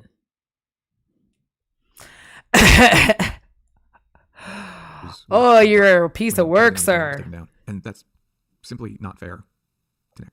He worked hard writing those videos and deserves to have something to point to when he's looking for new writing work. I've also done some heavy editing on other videos that did contain other people's writing, breaking it down to only original content, again, so that Nick has an actual portfolio of work. As mentioned at the beginning of the video, revenue from these will be going to the H-Bomber Guy team to be sent out to the writers I played. Again, forcing HBG to do all the work. However it works out in the end. These edited videos will be going back up on the channel in the next few days, I think, along with completed video essays that we didn't actually get to release before everything happened. There's also some recent videos that didn't have any plagiarism that the sponsor asked to be taken down, and their ads removed. So they'll also be going back up without the sponsors, obviously. And soon I will be releasing a new video, written entirely by me, properly cited, with all sources credited. Maybe no one will watch it, but I hope you do. No, people are going to watch it. To prove that I have the ability to do this without abusing other people's work. It's a very different kind of video than I used to make, though. I'd say it's more of a documentary than a video essay. Stephen, I don't think anybody believes their own lies unless they are a chronic or pathological liar. Like, these people do believe their lies or think that they won't get caught. This is an attempt to revive, because he does not have a job other than this. And obviously, like, let me rephrase that, because YouTube is a job. He does not have additional outside employment aside from YouTube. YouTube is his only source of income. It's the only job he has. And I really hate the idea, the way that people will throw around, just go get a real job. YouTube is in fact a real job. It's not a stable job, but it is a job. And realistically, once you've done this for a period of time, it is very difficult, I think, to actually get a job outside of a social media creator context. Just because we still aren't there yet, we're creating content in and of itself is an ability, like, that they're considering that is a job, that is a career field. It's just now starting to become something that is taken seriously. So it's going to be another 5 to 10 years before, like, you can get another job within this sphere. So right now, with this being, if you do YouTube as your source of income, as your job, within 2 or 3 years of doing it full time, it's fairly difficult to try to get a different job that isn't content creation, like a 9 to 5 go to it job or a remote job. And I say this because you're going to have an employment gap because most employers don't consider working on YouTube as a job. So he is trying to revamp this whole thing, and woe is me his way back into making money on YouTube. And he's going to do it. Like, let's be very real. He's going to do it. It's going to happen. Again, there's tons of people who are going to be like, you're so brave in the comments. Thank you for apologizing. There's going to be a bunch of people saying it. Promise you that. Glad you're okay. People are mean sometimes. Those will be the comments. I haven't even read it, but I promise you that's what it says. You won't find my opinions anywhere in there, just cited facts. I'd like to keep making videos like these new ones about people and events in gay history and definitive gay movies that you maybe never heard of, stuff like that. It's actually something that I planned on doing this year anyway. There would be 2 videos a month. Nick would write a video essay, and I would write one of these documentary style videos that would fulfill the 2 videos per month sponsorship deal that we had at the time. I have no sponsors now, so probably not going to be 2 videos a month. It'll probably just be the one, which will give more time for research and citation and crediting and making sure that there is no misinformation in the videos, which I know Misinformation made its way into our past videos. That was not something that we intended. In some cases, it was information that I was told by people that I considered experts. In other cases, it was information that we had researched. Stolen. In other cases, it was things that Nick had learned in university. The point being, it was never malicious. We weren't trying to lie about things, despite what a lot of people think. We weren't trying to spread misinformation. That was not ever our intention. And that's something else that I want to apologize for. As for my Patreon... Just FYI, a lot of people... I mean, the road to hell is paved with good intentions. Unless you have a specific agenda, a lot of people don't intend to spread misinformation. It happens, especially with social media these days. It happens pretty quickly and organically. Like right now, somebody could be saying, oh, Rihanna just announced that she's pregnant with her 3rd child, right? I don't know if that's true or not. I'm just using that as an example. And it's very easy for someone else to see that. They never look it up, and then they just say the same thing, right? This happens on TikTok all the time. Somebody says something about somebody and it just spreads. Nobody looks it up. And then finally somebody looks it up and goes, oh, that's actually not true at all. Because like the intent was never to spread. So I don't know why he's saying that, because very few people are setting out, aside from certain politicians and certain people who do things. I'm not going to get into it because I don't want to fucking fight.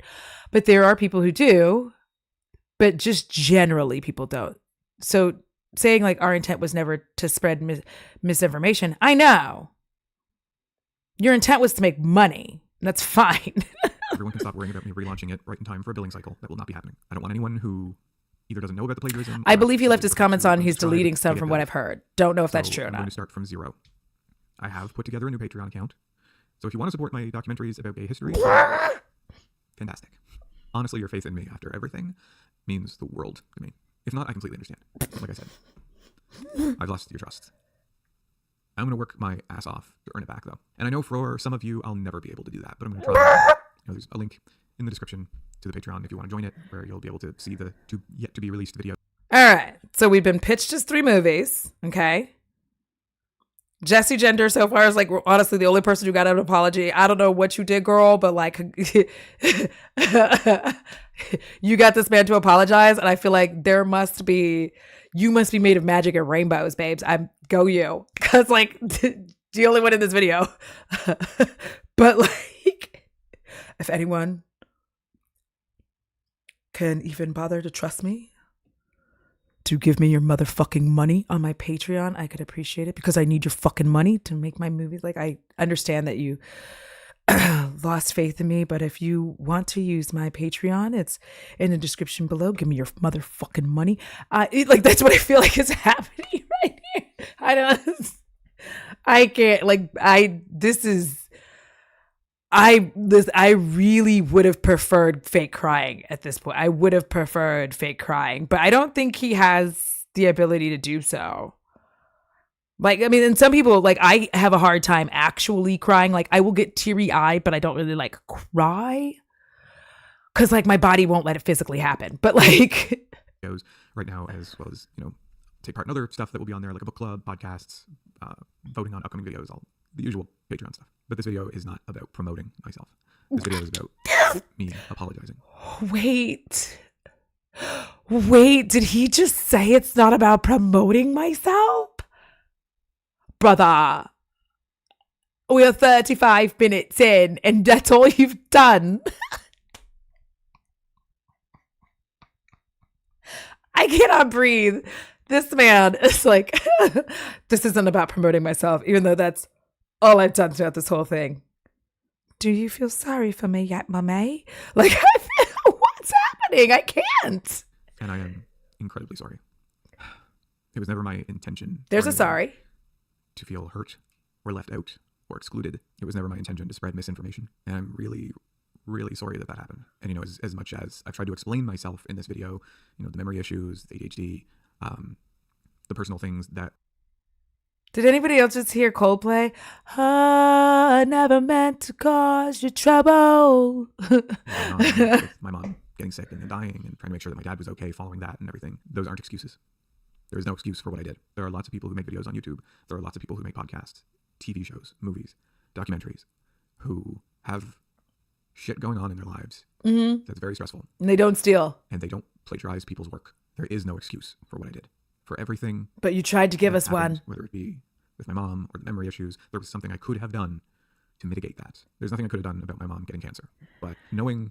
And what you've done for us here is you've made this like long ass setup at the beginning, telling us about your memory, your ADHD, epilepsy, your mom getting cancer, your dad not having much education, losing out on your money. You set us up on this long train of bullshit so that you can come to the end and go, that's not an excuse though. Like, do you feel sorry for me yet? It's not an excuse though.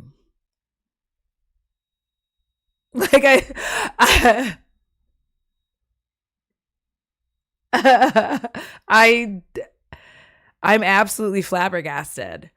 Why? How did we get all the way here?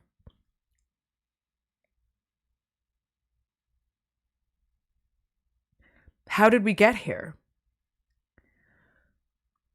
People came here because he had an atrocious apology, which I didn't actually get to watch back in the day because I didn't have the sense to download the video at the time. Listen, I'm getting smarter as I do more of these. And now we're here.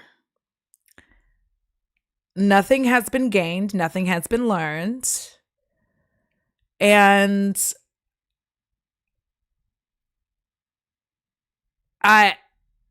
I'm genuinely confused why we are here. We really do need to get bingo cards. I need to hand them out because he's hit the bingo. I certainly have hit bingo. We've got a few minutes left. Let's see what else he throws at us so that we feel sufficiently bad for him, even though he's going to tell us not to feel bad, but we're going to feel bad. Let's go. As I did. In hindsight, I'm pretty damn sure that if I had said, guys, I need to step away for a couple of months to deal with this, I don't think a whole lot of people would have fled the Patreon. A part of me thought they would at the time because I catastrophized, but I really don't think that would have happened. Even in the very beginning, when I was like, I got to get as many videos out as possible.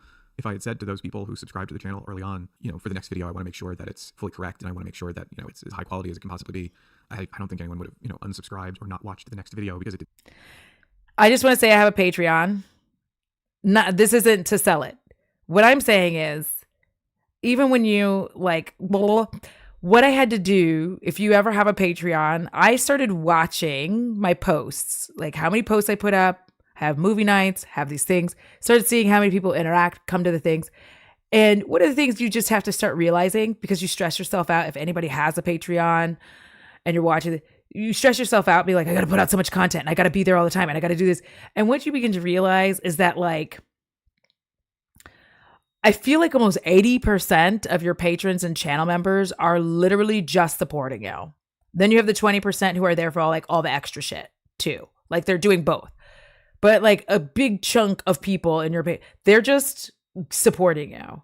It stresses you out because you're like doing things and it feels like people aren't coming. You're like, oh, I did a little live stream and 7 people showed up. I did this and like not a lot of people showed up. People are quite literally coming for that. If you pay attention to it, it'll stop stressing you out. So it's wild that he's just like, I know I could have done things. Like, shut up, man. Come out a couple of weeks after the algorithm decided that I was important for some reason. I convinced myself of these things, but I don't think, in hindsight, looking at it, I don't think any of that would have happened. And so there is no excuse for the misinformation, and there is certainly no excuse for the plagiarism. The algorithm decided you're important because they were doing long form content. I stole people's words and thoughts and opinions that they worked incredibly hard writing and publishing and finding someone to publish their thoughts and opinions and research. Hard research that they had done. And, in some cases I put their names in the opening credits, which I thought was fine. But again, I've spoken with some of these people now and I understand. He's hit you with this is again. Because putting someone's name in the opening credits, okay, here's a list of people. Here's, 7 or 8 people who are, even if it was, everyone. He's hitting it with you again. And this is why I said this apology isn't for people like me. It's not for most of you who are watching this because you're not into his content or you were into his content but are no longer. This apology isn't for you. This is for the people who want to support him. And he's giving them all of the reasons why they should support him, why they should continue to support him. He's doing it. He's like, I just, I put their names at the beginning. Like, what the fuck else do you want from me? Like, that's really like what's like, to me, that's how it's coming across. So he's honestly sitting here trying to let those people know who want to support him.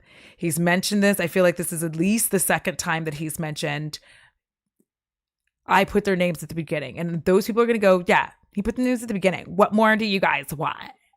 You're being rude. He's going to, they can also go, yeah, it is not for the people that he stole from. He's not mentioning them. Please note that he's not going through and mentioning all of those people that he stole from.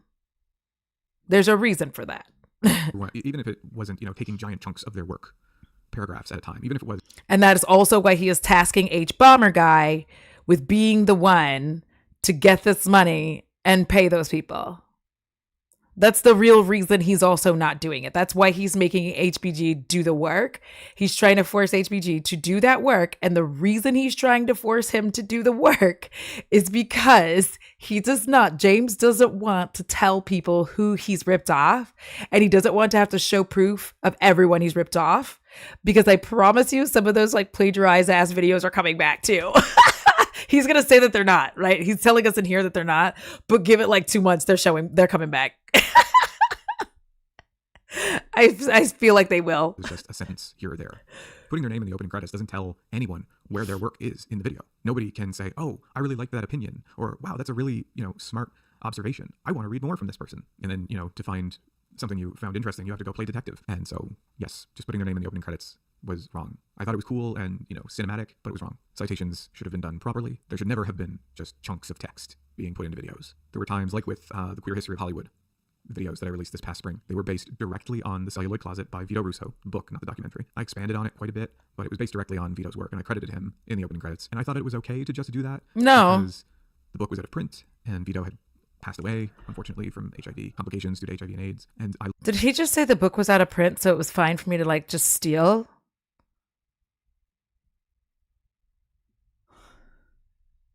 The book was out of print. The author passed away. It's fine. I said it was based off of that. What the fuck is your problem? By that logic, I could do that with anything. Like anybody could do that with anything, with everybody's work. Be like, oh no, they're dead and it's out of print. So it's now mine. What? I looked at it more as extending his legacy, making sure that people knew about the work that he did. But I don't think I ever mentioned his name in those videos. He was, like I said, his name's in the opening credits. But I don't think I ever verbally mentioned his name. Someone who I have so much respect for was kind of an idol of mine, and I never mentioned his name. It wasn't because I didn't respect him or anything like that. And it also wasn't because I wanted people to think that this was all me. Again, if that was the case, I wouldn't have put his name in the credits. I never wanted people to think that this was all me. So that's actually one of the I want to make a documentary. You put his name there because you were hoping you wouldn't get caught. That's the trick. You put like You know how in movies they'll be like based off of the true story of such and such? There's a very reason that they put like based off of, because they are taking a lot of creative liberties with people's stories, with whatever story that happens. So many creative liberties with somebody's story to make it seem better. Down to even like how they look. Like most of the time they don't even cast people who look like them. Like Erin Brockovich does not look like that. No hate to her. I'm just like, she did not look like that. So even in just how she looked, they take like a lot of liberties with that. That's why they say like, so that way they covered their bases, because who told them the story? Who did they get it from? And that's why even biopics aren't perfect. Far from it, because they're based off of one person's point of view a lot of times. Like if you saw the movie about like Joan Jett, you know what I'm talking about, with Kristen Stewart, way back in the day. Cherry Bomb! Was that the name of the movie? Don't know. Can't remember. But that was very much based off of Joan Jett's point of view. The other members were pissed off because like that's not how they saw that. But they're able to put, you know, to avoid lawsuits and all that, they just go based off of da-da-da-da. Lawsuits avoided. That's why he did it. He did it so that if anybody questioned him, my opinion allegedly is that he did that. So if anybody questioned him, he could say exactly what he's saying now, which is it's based off of their work. Obviously, that's why I put their name at the beginning, bitch. That's why he did it. Talking about Vito Russo and his life and my mouse is being funky today. Sorry. He accomplished, because he didn't just write The Celluloid Closet. He did a lot more than that. He's someone that people should know about. Obviously, people can research him. There's books about him, but I know, it's easier to sit down and watch a 20 or 30-minute YouTube video than it is to read a book. I'd like to make a video about Vito Russo, properly cited and not just, copy pasted from a book. I want to do the work. He's not going to do it. I want to prove, not just to you, but to myself, that I can do the work. He's not going to do it. Making these documentaries, working on these. I can't really put into words how sorry I am. Oh. I tried writing like a blog entry to say that I was sorry for months now. And I can't get across how sorry I am. And I know actions speak way louder than words. And I hope with my actions that I can show you that I am sorry. I'm sorry to everyone I plagiarized. I wish you hadn't put this out at all. I'm sorry to everyone I've hurt. I'm sorry to people who feel lied to. Brother. I'm sorry to people who This is horrific. feel like I abused the queer community. It was never my intention. Again, I'm sorry to Jesse. There were actually several other YouTubers who were very nice to me. But I feel like everything that went down, Jesse is the one that I should apologize to the most. I'm sorry for the people who felt scammed, who thought that Telos was a grift. It was not. It is not. I am very sorry. I hope given time. Not again, Purest Cat. And my actions proving it, that you can believe me. No, I cannot. Holy balls. Okay, that's where we are with this. That was the entirety of the whole thing. That was the entirety of it. Wow. All right. So, James, I would like you to know that was in fact not a measured response. That was wildly inappropriate, in my opinion. A wildly inappropriate response. You should rename it to a wildly inappropriate response. What the hell was that? 43 minutes and 1 second. And the entirety of I said it too. I was like, we're going to get an apology like the last 33 seconds. And I feel like it was pretty close. There was manipulation, so much of it. Again,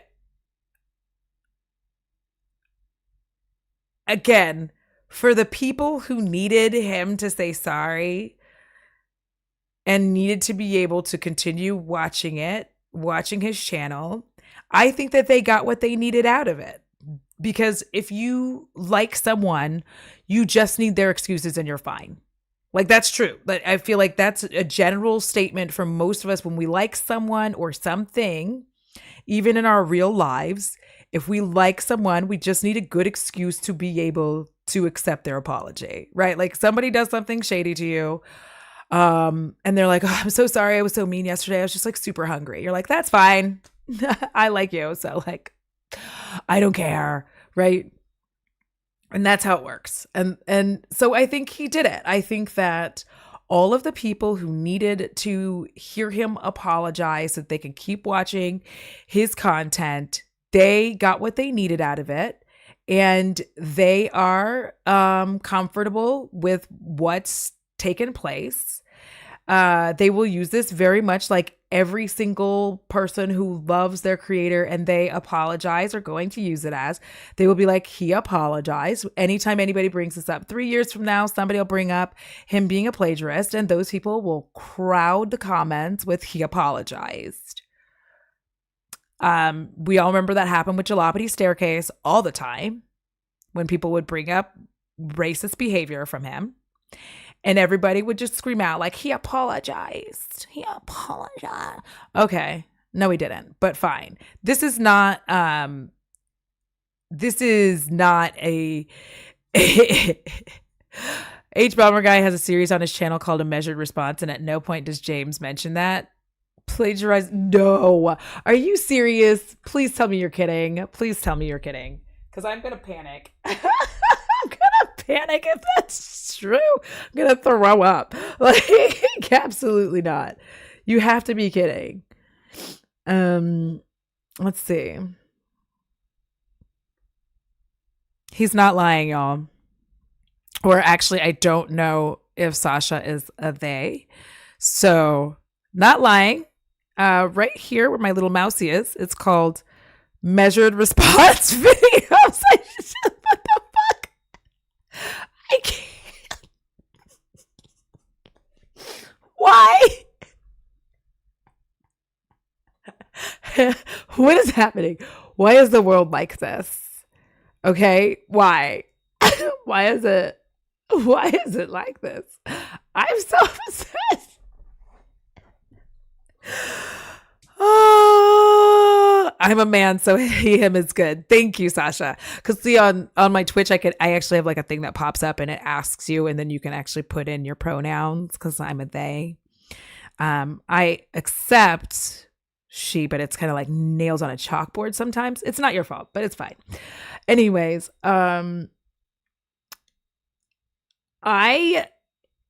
I think that the intent, he cannot stop himself. Like, I'm James Somerton and I cannot be stopped. I think he accomplished what he set out to accomplish. The people who want to be able to accept the apology are going to accept it. I think that in about 3 to 6 months, we're going to see those videos pop back up, potentially reworked a little bit. Even to the point that there'll be like voiceovers in them, but it's going to be those videos. They're going to come back because those videos made him too much money. So that was James Somerton's apology. And I'm just glad I was never a fan. And I'm glad that I don't have to feel comfortable accepting that. I feel like you should maybe take this one down and go for a third, you know? Go for a third 7-minute video. I love that you mentioned and basically very much attempted to make the H Bomber Guy video the reason for a lot of your mental health problems by the end. That's some whack shit. I can't really fathom being full of that much shit that's where you would go. So this is where we are with James Somerton. Mika was saying, Mika's Rhetoric has said they have a video rendering right now about this very thing. So when it comes out, like, we should all make sure we go watch it because I think that it will be very interesting. I'm moderately intelligent on my best days. Most of what's up in here is like movie quotes and stuff. So it's like, it is what it is. I Oh, and what's on the eye? Somebody had asked before I leave. I got this in PR from Lethal Cosmetics, and I just use like this particular shade from their new collection, and I use that like just all over my eye. I thought it would be fun. Just kind of use all over my eye. So I was like, yeah, good times. Lethal is the shit. And I like to use their shimmers just like for one look, like just the shimmer all over the eye, and you're like living your best life. You don't have to use all this. We need to have them put air quotes around everything that they say, because I don't know. I don't understand it. I feel like after having seen this, it's just, I think it's time for them to stop doing video apologies. Just blog it, I guess. Just do like a 3-word sentence and then just move on. Or just don't address it at all and keep moving on. Pull a Michaela Noguera. Just keep on keeping on. Because at this point, the apologies are reaching a stage, have reached a stage where it's just impossible for these people. Like, they're always vague, extremely vague. Like, even though he mentions Jessie Gender by name, he is still very careful not to mention exactly what took place between them. And I don't like that. Mentions H-Bomber Guy's video, but again, doesn't even bother putting in like the sections in which to address each, or at least some of the information in there. Puts the work back on H-Bomber Guy to be the one to pay everybody who wasn't paid, which is the audacity. But of course, he said it himself. He's a cis white man, cis white gay man.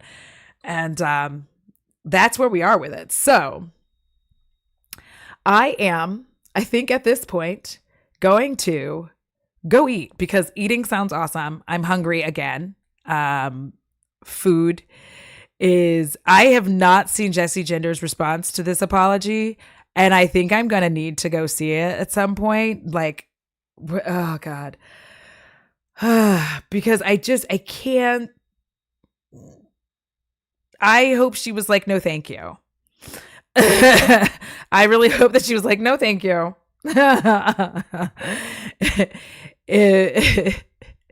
He plagiarized from a lot of people, book form and content form. And I would have even had more respect if he just was just stealing from one person regularly, because at least I know that their shit was good and I just needed to watch their videos moving forward. But yeah, I think at the end of this, we've just learned that he's kind of a nightmare. And the people who like him are, again, they're going to accept this apology. They're going to think that he's super brave. So glad that he made it. I hope you don't do anything bad. You're strong. Stay strong. We'll be here for you, sis. Like, that's the energy we're going to get. He's going to keep making videos. He's probably going to re-release those old videos that made a shit ton of money with a few tweaks here and there. Maybe going to actually put a bibliography and quotes and sources correctly in all of those videos, because those videos made a lot of money. Even if he has to take the sponsors out of it, the point is that he has money. He did let us know he doesn't have any sponsors now. I'm broke, bitch. Please sign up for my Patreon, hoes. Don't. And on that note, I would like to thank my patrons and channel members, because without y'all, I would not be able to continue making this great, wonderful, wacky content, getting the equipment that I need to be able to stream like this. I appreciate y'all. We will be having movie night. It's probably going to be, what time is it now? 2:32, so 7-ish, 7:30ish, maybe 8. We're going to watch Labyrinth. I appreciate all of y'all for watching this. And as I like to always say at the end of every single one of these streams, I am so pretty and so are you. All right, y'all, have a good night, day, whatever time it is.